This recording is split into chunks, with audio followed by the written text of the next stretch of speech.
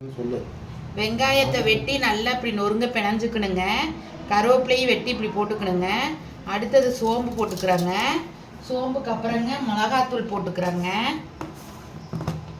மிளகாத்தூள் நம்ம காரத்துக்கு தேவையானது போட்டுக்கணுங்க. நான் ஒரு 2 ஸ்பூன் போடுறேங்க. எங்கள் காரத்துக்கு தேவையானது நான் போடுறேங்க. அடுத்தது பெருங்காயம் போட்டுக்கிறேங்க. நல்லா வாசத்துக்கு பெருங்காயங்க.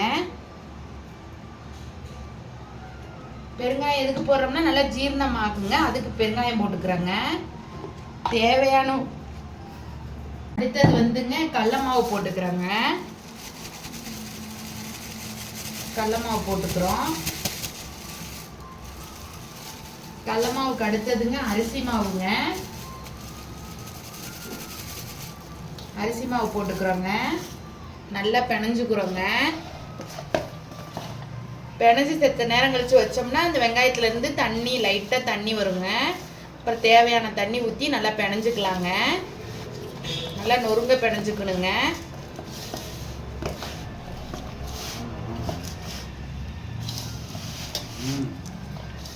லைட்டாக தண்ணி தெளிச்சுக்கணுங்க. ரொம்ப தண்ணி ஊற்றிடக்கூடாதுங்க. லைட்டாக தண்ணி தெளிச்சுக்கணுங்க. ஏன்னா ஆனியன் தண்ணி கொஞ்சம் விடுங்க.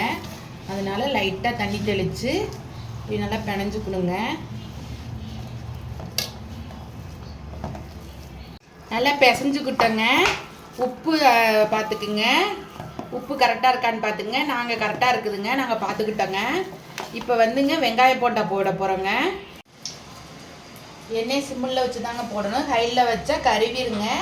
சிம்மில் வச்சு இப்படி போட்டுக்கணுங்க. அப்போ தாங்க உள்ளுக்கு இருக்க மசாலாம் வேகுங்க. இந்த சிம்மிலே வச்சு நல்லா வெந்துருச்சுங்க. நல்லா மொறு மொறுன்னு இப்படி வெந்துருச்சுங்க. ஆனியன் போட்டாங்க. ரெடி ஆகிருச்சுங்க.